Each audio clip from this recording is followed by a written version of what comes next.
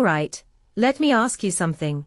What if I told you that the next big thing in hybrid sedans isn't coming from Toyota or Hyundai, but from a brand that's been quietly dominating the EV scene? Because here's the kicker, BYD's new Seal 6 DMI isn't just another hybrid. It's a statement. A bold, plug-in hybrid that's redefining what people expect from a commuter car. And honestly, I think this might be the moment when BYD finally cracks the mainstream market in a way they've never quite managed before. Let's start with the obvious. This car looks like it belongs in a design magazine. But here's what's fascinating. It doesn't scream electric like its all-EV siblings. The front bumper, those curvier taillights, the subtle rear diffuser, they're all cues that whisper, "I'm different." It's like BYD is saying, "Hey, I get it. You want a hybrid that doesn't feel like a compromise." And I'll admit, the way it balances elegance with practicality. It's a masterclass in understated design. But what really bugs me is how many people still think hybrids are boring. This car is proof that they don't have to be. Now, step inside. The cabin feels familiar if you've ever sat in a BYD before, which is both a good and bad thing. The steering wheel from the Atto 3 is a throwback, but the gear selector on the wheel. That's a lifesaver when you're stuck in a tight parking lot.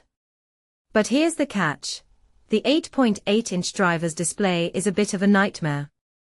It's cluttered, yes, but the fact that it puts battery range and charge levels in one corner is genius.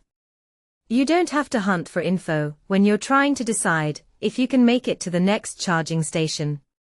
And the 12.8-inch infotainment system. It's intuitive, but adjusting regenerative braking feels like digging through a treasure chest. Why is this still so complicated in 2024?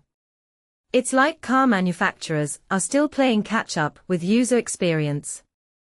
But let's talk about what matters most, driving. The 1.5-liter engine paired with that 19 kilowatt-hour battery is a revelation. It's not just about range, it's about flexibility. You can drive it like a pure EV, or let the engine chime in when needed. And honestly, the engine is so refined, it's almost like it's not there.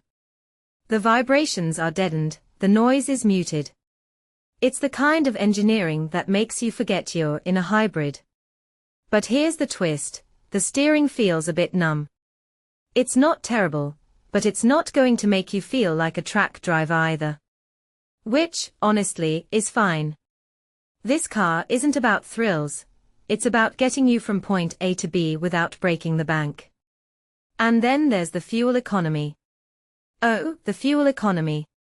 When I saw that 19.6 kilometers per liter figure, I nearly did a double take. That's better than most gas-only cars, and it's achieved with a hybrid system. But here's what's even more impressive, the ability to lock the battery charge for later. It's like having a backup plan. You're not forced to use gas when you don't want to. That's a game changer for people who live in areas with limited charging infrastructure. But let's be real, this car's real competition isn't just the Prius or Avante.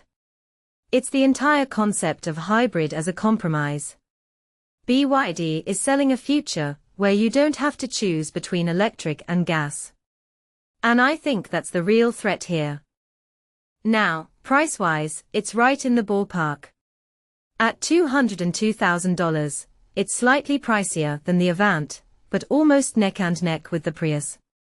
But here's the thing, the ability to charge it at home gives it an edge.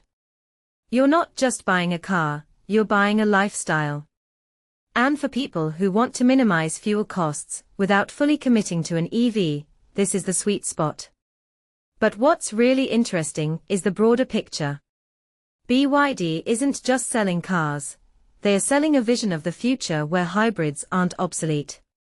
And if this Seal 6 DMI is any indication, that future is here. So, what do you think? Is this the car that finally cracks the hybrid market? Or is it just another footnote in BYD's rise? Let me know in the comments. Because this isn't just about a car, it's about the direction of the entire industry.